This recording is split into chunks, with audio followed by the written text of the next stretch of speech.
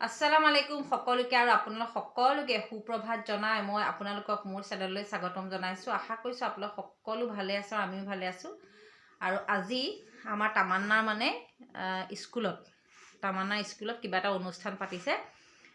ল'ৰা ছোৱালীবিলাকক মানে ভেকশ্যন আৰু নৃত্যৰ মানে প্ৰতিযোগিতা পাতিব ল'ৰা ছোৱালীবিলাকৰ মাজত। আমাৰ তামান্নাক খুব ধুনীয়া এটা নৃত্য মই শিকাই দিছোঁ, মানে নিজে শিকিছে বাৰু মোবাইল চাই চাই। ময়ো কৈছোঁ আৰু গানটো কিন্তু চিলেকশ্যন মই কৰি দিছোঁ যে এইটো গানতে তুমি নাচিবা। আজি তাই প্ৰথম মানে নিজে নাচিব আৰু ভালকৈ ধুনীয়াকৈ সাজি পাৰি মই ভালকৈ কাপোৰ কানি পিন্ধাই ধুনীয়াকৈ লৈ যাম। তাৰপৰা তাই মানে আপোনালোকক মানে নমস্কাৰ জনাব খুজিছে, হেল্ল' ক'ব খুজিছে। আৰু কালি আমি গৈছিলোঁ ঢেকীয়াল, দেৰগাঁও পাৰ হৈ ঢেকীয়াললৈ গৈছিলোঁ। আমাৰ জেঠাইগৰাকী ঢুকালে, তালৈ গ'লোঁ। তাৰপৰা ঘূৰি আহোঁতে অকণমান দেৰি হ'ল। তাৰপিছতে কোননো গ'লোঁ তাকে আপোনালোকক দেখাম, কিন্তু প্ৰথমতে আমাৰ তামান্নাৰ কথাটো চাই লওক দেই। কোৱা। হেল্ল', মোৰ আবাই কালি কিবা এটা মোক কিনি দিলে। এইটো হয় ৱাটাৰ কালাৰ 25 টকা। ঠিক আছে, 25 টকা বুলি কোৱা। 25 ক'লে ৰুপিজ ক'ব লাগিব, 25 ৰুপিজ। ধুনীয়া লাগিছে দেই। আৰু এটা অইল পিষ্টাৰ 65 ৰুপিজ।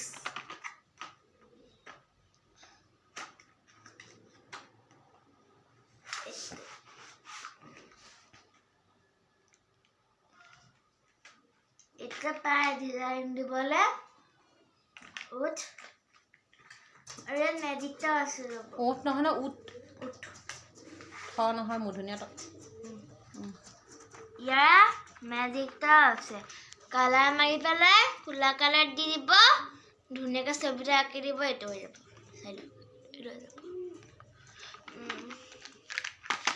মই আবার পেন্সিল পাত কিনে দিলে এই পাত আর দেখাচ্ছি রব। এটা মন কালার 150 rupees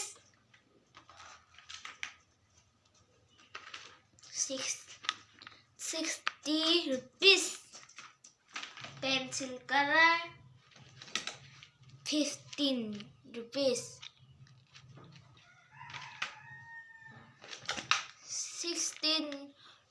60 rupees. ধুনীয়াকৈ সামৰি লওঁ।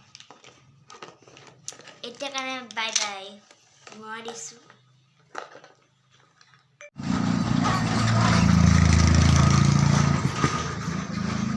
যাওঁচোন দেই।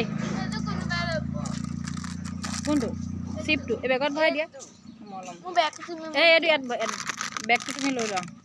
মোক দিয়া এইটো, মই কষ্ট দিব নোৱাৰোঁ। হ'ব, চিপটো অলপ ভৰাই লোৱা।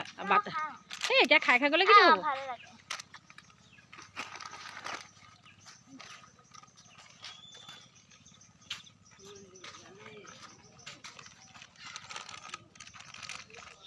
আৰু আমি আহি পেলাই ইয়াত পালোহি আমাৰ তামান্নাহঁতৰ স্কুল। আমাৰ তামান্নাৰ লগত এজনী ছফিয়া, তাই ক্লাছমেট হয় আৰু একেলগে দুইজনী বহি আছে। আৰু সকলোবোৰ ল'ৰা ছোৱালী আহিছে। আহি পেলাই মানে ঠাণ্ডা যে বতৰটো, সেইকাৰণে বাহিৰতে ল'ৰা ছোৱালীবিলাক বহিছে আৰু চকী পাৰি পাৰি দিছে মেমহঁত ইয়াতে বহিব বুলি। সকলো বহি আছে। সকলোৱে কিবা এটা প্ৰতিযোগিতাত অংশগ্ৰহণ কৰিব, সেইটো কথা কাৰণে আহি উপস্থিত হৈছে। মই মানে এইখিনিতে কথাটো ক'ব খুজিছোঁ কি, মই ভিডিঅ'টো বনাম বুলি পেলাই কেতিয়াবাতে আচলতে আৰম্ভ কৰিছিলোঁ। অনুষ্ঠানটো হোৱা আজি 2-3 দিনেই হ'ল, কিন্তু আমাৰ কালি এটা খুব ডাঙৰ এটা ইনচিডেণ্ট আমাৰ লগত হ'ল। মানে বছৰৰ মানে শেষৰটো দেওবাৰ বুলি মানুহৰ বহুত এটা ডাঙৰ আমি দুখ পালোঁ। মই ইয়াৰ আগৰ ভিডিঅ'ত মই এটা ভিডিঅ' দিছিলোঁ। ইয়াৰ আগৰ যিটো ভিডিঅ' আপোনালোকে চাইছে যদি গম পাইছে, মই কৈছিলোঁ যে মানুহৰ মৃত্যু মানে একেবাৰে সহজ হৈ পৰিছে আজিকালি। মানুহৰ মৃত্যু একেবাৰে সহজ, আৰু মানে এনেকুৱা মৃত্যু অসহনীয়। সেইটো কথা কাৰণে আৰু যাতে কোনো মানুহৰ মৃত্যু নহওক, আৰু যদি কাৰোবাৰ অসুখ বিসুখ হৈছে, বেমাৰ হৈছে, তেওঁলোক পৰি আছে বা তেওঁলোকৰ কাৰণে সকলোৱে দোৱা কৰিছে, তেওঁলোকে মুক্তি পাওক, তেওঁলোকৰ মৃত্যু হওক। আমি সেইটো বাৰু প্ৰকৃতিৰ নিয়মৰ বিৰুদ্ধে আমি যাব বিচৰা নাই। তথাপিতো আমাৰ মানে তামান্নাহঁতৰ পেহাক দুলীয়াজনত তেওঁৰ ঘৰ, আমাৰ অতি মৰমৰ, তেওঁৰ নাম হৈছে বুলবুল। যোৱা 19 ডিচেম্বৰ তাৰিখে আমাৰ ঘৰলৈ আহিছিলে জীয়েকক লৈ পেলাই। 19 তাৰিখে আমাৰ ঘৰত থাকি পেলাই 20 ডিচেম্বৰ দিনাখন গ'লগৈ। আৰু এতিয়া 28 ডিচেম্বৰ দিনাখন ৰাতি মানে আমি খবৰ পাইছোঁ তেওঁ বোলে ইণ্টেকাল হৈছে। আমালৈ খবৰ দিয়া হ'ল আৰু ইণ্টেকাল হ'ল বুলি। সেইটো কথাৰ কাৰণে মানে কি মই আমি মানে মনতে এটা মানে দুখ পালোঁ। আপোনালোকে মানে নেভাবিলে বা নুবুজিলে মানে আপোনালোকে নিজে যাৰ লগত এইবিলাক হোৱা নাই তেওঁলোকে বুজিব নোৱাৰে। আৰু আমাৰ মানে সেই জোঁৱাই পৰিয়ালত আমাৰ ভনীজনী, তাৰপৰা জোঁৱাই আৰু দুজনী ছোৱালী, ডাঙৰজনী বাৰু পঢ়া শুনা প্ৰায় কমপ্লিট হৈছেই, পঢ়িয়ে আছে। আৰু সৰুজনী এইবাৰ হায়াৰ ছেকেণ্ডেৰী পাছ কৰি পেলাই এইবাৰ নাম লগাইছে কলেজত। আৰু মানে তাহাঁতৰ কাৰণে একেবাৰে অবান্তৰ।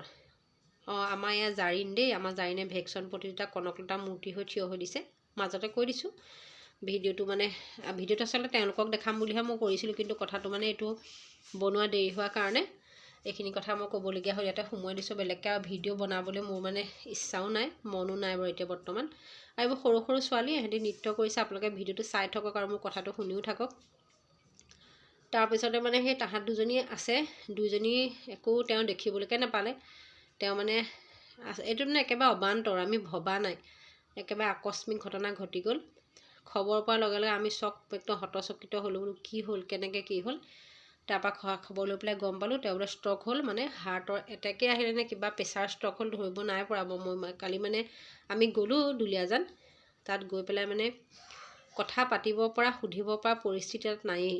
ইমান দুখ লাগিলে, আমাৰ ভনীজনী ইমান কান্দা কটা কৰিছে।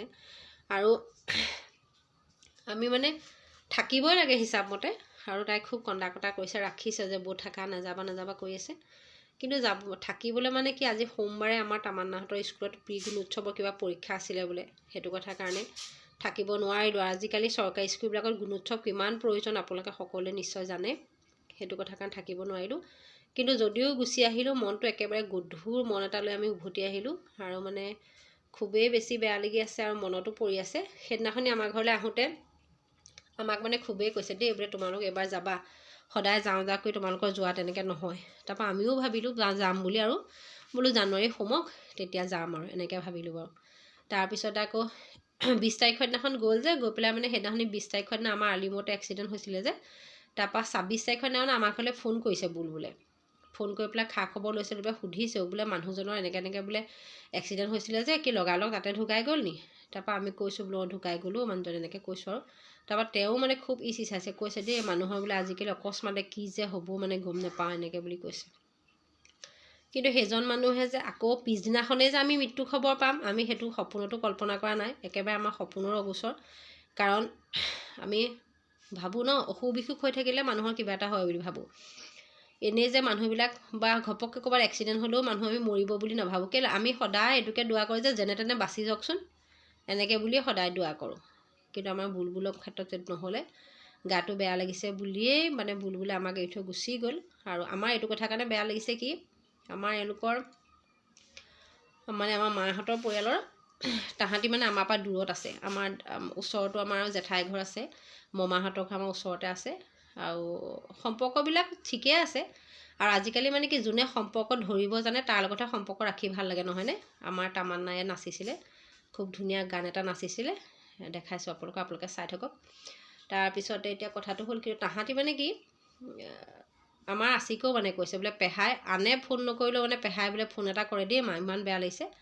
আৰু সেইটো কথা মানে আনে যদিও কোনেও ফোন নকৰে, বুলবুলে মানে ফোন কৰি আমাৰ খা খবৰ এটা লয়, বা আমিও লওঁ। আৰু মানে খুব মানে হাঁহি ফূৰ্তি কৰি কথা বতৰা পাতে, আমিও পাতোঁ। খবৰটো পাই খুব বেছি বেয়া লাগিলে। আৰু কালি দিনৰ 2টা বজাত জানাজা আছিলে। আমি ইয়াৰ পৰা আমাৰ জেঠাই ঘৰ আমাৰ বেলেগ এজন কেকা আৰু বৌৰ লগত আমি গ'লোঁ। গৈ পেলাই মানে 2টাত যে জানাজা, আমি গৈ পাওঁতে তাত মানে আমি ইমান খৰধৰকৈ যোৱাৰ স্বত্তেও আমি তাহাঁতক ঘৰত মানে লগ নাপালোঁ। বাহিৰে আমি কবৰস্থান গ'লোগৈ। তাতে আৰু আমি বুলবুলৰ মুখখন আমি দেখা নাপালোঁ বাৰু। কবৰস্থানত ভিতৰত মানে সোমোৱাই নিলে। তাৰপৰা এওঁলোকে গৈ জানাজা নামাজ পঢ়িলে। আৰু আমি তাৰ পৰাই বুলবুলক চিৰবিদায় দিলোঁ। দি পেলাই আমি ঘৰলৈ বুলি তাহাঁতক গ'লোঁ। আৰু তাতো মানে এটা অবৰ্ণনীয় পৰিস্থিতি দেখিলোঁ। খুব বেছি বেয়া লাগিলে। এতিয়া মুঠত এটাই কথা, সকলোৱে খুব বেছি দোৱা কৰিব, নামাজ ক্লাছ পঢ়িব, আৰু দোৱা কৰিব মৰা মুৰ্দাৰ কাৰণে, তেওঁ যাতে ভৱিষ্যতে কিবা যদি আগে পিছে কিবা তেওঁ গুনাহো হৈছিল, আল্লাহে মাফ দিব। তাৰ কাৰণে আপোনালোকে সকলোৱে দোৱা কৰিব। ভালে থাকক। আজিলৈ আহিছোঁ দেই।